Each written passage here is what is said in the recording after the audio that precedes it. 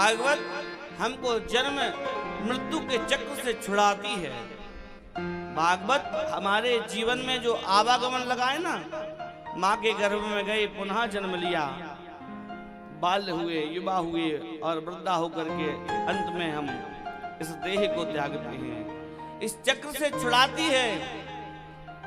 भागवत कथा मोक्ष को प्रदान करती है।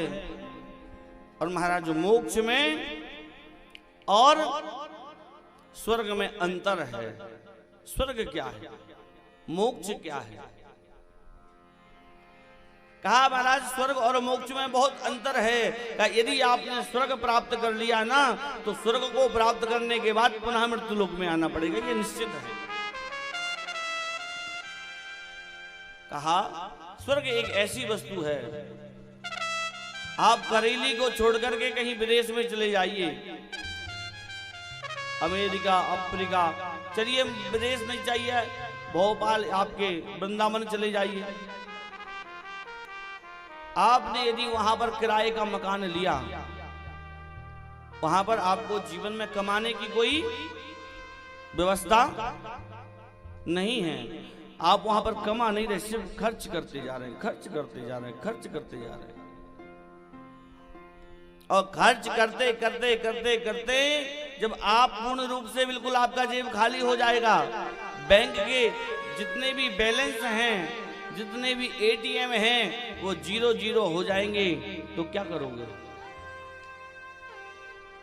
वो जो जिसके किराए के मकान में रह रहे हो, किराए मकान मालिक क्या करेगा? आपको रखेगा, व्यवहार में 1 महीना रखेगा, व्यवहार में 2 महीना रखेगा, तीसरी बार तो कहेगा भैया जी ऐसा है, अब आप अपनी रास्ता पकड़िए, जहां से आए वहां जाइए, क्योंकि कोई दूसरा लेने के लिए आ रहा है।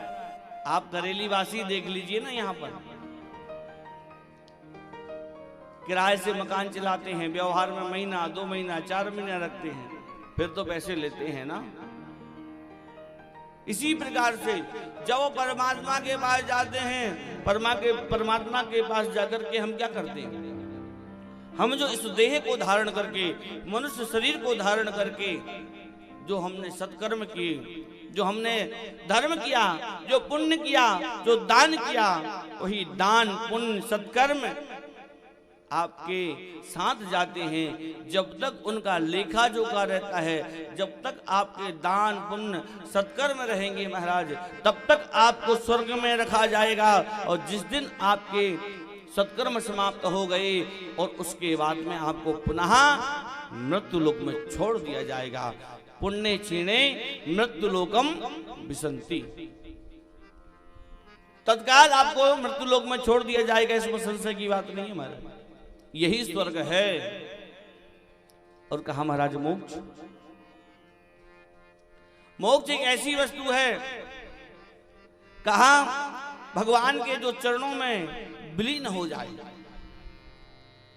भगवान के चरणों में जिसको निवास स्थान मिल जाता है, उसका मोक्ष हो जाता है। कहा वह दोबारा इस जन्म मरण के चक्कर में आता नहीं है।